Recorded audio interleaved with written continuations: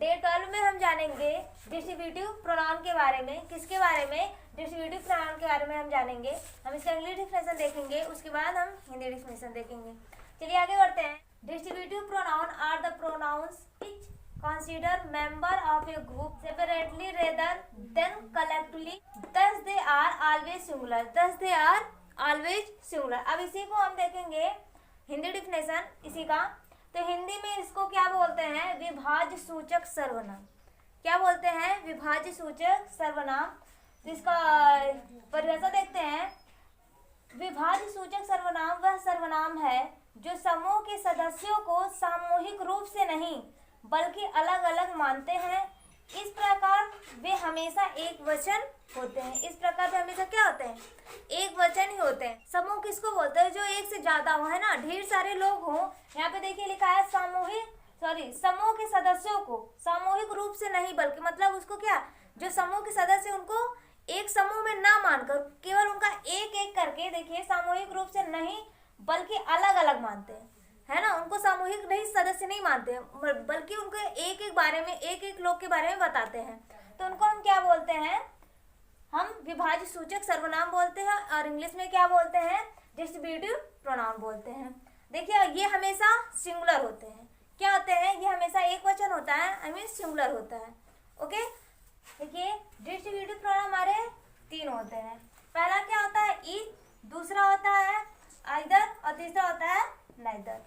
Okay, अब हमारे ये 3 जो है, 3 जो है, ये यूज कैसे किए जाते हैं इसको मैं आपको टेंस के थ्रू समझाऊंगी तो ज्यादा आपको बेटर समझ में आएगा। तो चलिए हम लोग टेंस के थ्रू इसे जान। देखिए ईच का यूज हम कैसे करते हैं? ईच, 2 या 2 से अधिक के लिए ईच का यूज करते हैं हम। जैसे 2 लोग हो या फिर 2 से ज्यादा लोग हो, वहां पे हम क्या करेंगे? ईच का यूज करते हैं। कैसे? देखिए, हर एक लड़का पढ़ रहा है,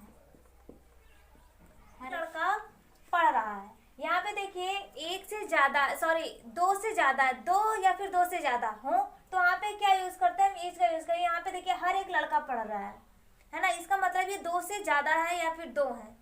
ओके, तो हमने आपको देखिए ये बता रखा था, हमने वो डिफिनेशन में बताया था आपको। ये सिंगुलर होते हैं एवं इनके साथ हमेशा सिंगुलर वर्ब का यूज करते हैं। हमने आपको अभी डिफिनेशन में बताया था ना कि ये हमेशा क्या होते हैं? सिंगुलर होते हैं। इनके वर्ब भी क्या होते हैं? सिंगुलर ही यूज किया जाता है। देखिए यहाँ पे क्या, हर एक लड़का पढ़ रहा है, मतलब ये क्या हमारा प्लूरल फॉर्म हो गया ना। यहाँ पे ज्यादा, एक से ज्यादा लोगों की बात हो रही है ना, तो क्या है, बट यहाँ पे हमारा क्या यूज होगा? सिंगुलर। हमारा इसका वर्ब जो होगा वो क्या होगा? सिंगुलर होगा। देखिए कैसे, each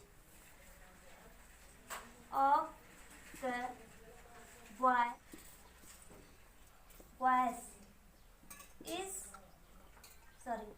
is reading। Okay, each of the boy is reading, sorry boys, तो यहाँ पे boys आया ना, है ना। हर एक लड़का पढ़ रहा है। ये हर एक मतलब इस एक से ज्यादा है ना, हर एक लड़का, मतलब यहाँ पे इस क्लास में जितने बच्चे हैं सारे के सारे क्या कर रहे हैं? सारे पढ़ रहे हैं। तो यहाँ पे देखिए ज्यादा बच्चों के बारे में इसमें बॉयज ऐड किया है।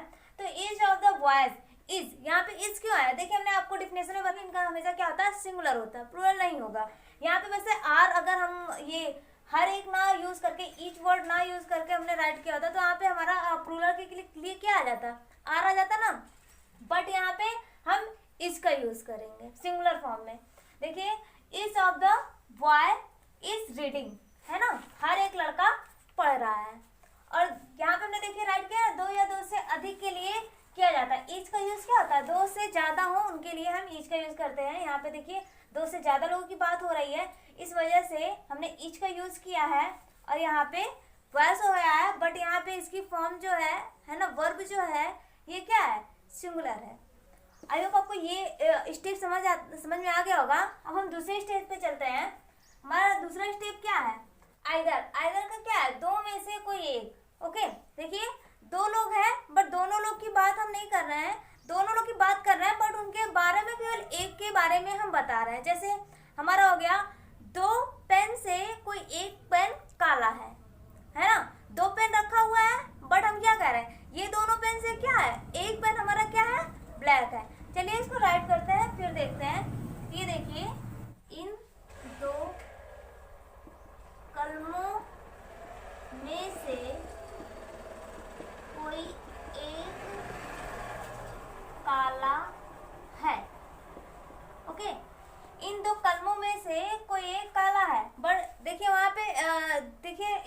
ज्यादा है ना, 2 पेन है, 2 पेन रखा हुआ है, इसमें क्या लिखा है, 2 में से कोई एक, है ना, 2 पेन है, बट हम क्या कर रहे हैं, हम ये बता रहे हैं ये दो जो पेन है, कलम, कलम को इंग्लिश में क्या बोलते हैं, पेन, ये जो 2 पेन है इनमें से क्या है, एक हमारा ब्लैक है, एक हमारा क्या है, ब्लैक है।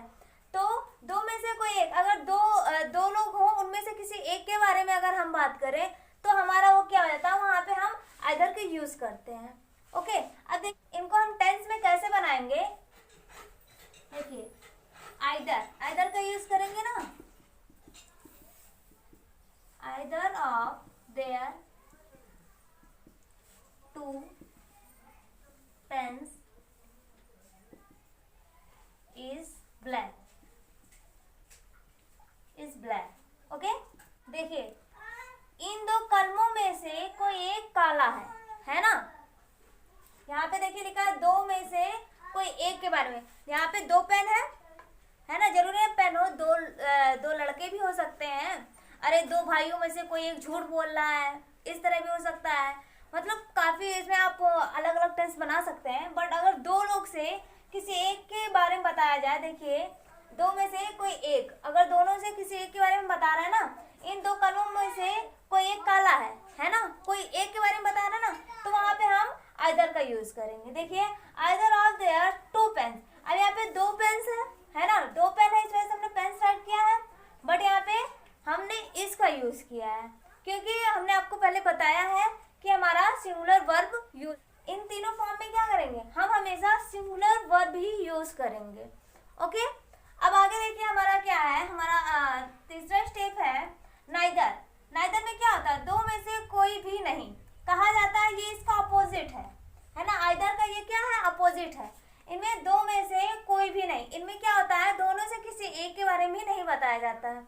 जैसे हमारा ले लीजिए कि तुम दोनों से कोई भी पास नहीं हुआ, ओके, तुम दोनों से कोई पास है, और भी एग्जाम्पल्स हैं, तुम दोनों में से कोई भी इस साल पास नहीं होगा, जैसे कि हमने आपको बताया बेटा कि हमारा आइदर और नाइदर ये दोनों एक दूसरे के अपोजिट है, कहा जाता है कि जो आइदर का अपोजिट क्या है, नाइदर है।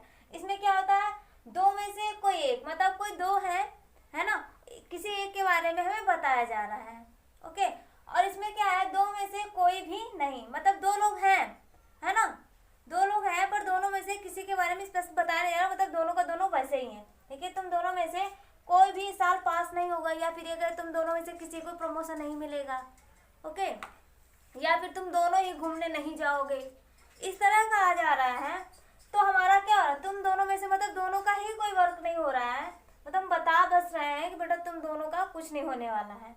तो इसमें 2 में से कोई भी नहीं, मतलब दोनों से किसी के भी बारे में नहीं वो हो रहा है, तो इस वजह से हमारा क्या है, यहाँ पे नाइदर का यूज है। नाइदर का यूज देखिए किस तरह करते हैं, इस टेंस को हम कैसे बनाएंगे, देखिए नाइदर का यूज करेंगे ना, तो neither of you will pass this year, देखिए तुम दोनों में से है ना कोई भी साल पास नहीं होगा, है ना, तो आप सोचेंगे मैं नहीं का नहीं बनाया, इसमें देखिए पास नहीं होगा, है ना, इन दोनों में से ये मेरा देखिए आ गया, 2 में से कोई एक भी नहीं, मतलब इसका यही हो गया, यहाँ पे नाइदर का यूज करेंगे, कैसे कर, देखिए neither of you will pass this year, तो देखिए ये तो आपका हो गया डिस्ट्रीब्यूटिव, हमारा प्रोनाउन हो गया। अब इसका हमारा एडजेक्टिव भी होता है, एडजेक्टिव कैसे आप पहचानेंगे, हमारा डिस्ट्रीब्यूटिव एडजेक्टिव कैसे है ये मैं आपको बताती हूँ, बड़ा बहुत ज़्यादा टफ नहीं है ना, काफ़ी इजी है। देखिए डिस्ट्रीब्यूटिव हमारा एडजेक्टिव कैसे होता है, जहाँ पे जब ईच, आइदर, नाइदर का यूज जब हम नाउन के पहले करते हैं, किससे, नाउन के पहले होता है ना, तो हमारा क्या होता है, वो हमारा डिस्ट्रीब्यूटिव एडजेक्टिव कहलाता है। देखिए कैसे, प्रत्येक लड़के के पास एक किताब है, okay, each boy has a book, है ना, ईच हम ईच का यूज करते हैं, each boy has a book. तो एक बार फिर से देखिए, प्रत्येक लड़के के पास एक किताब है ना, each boy has a book.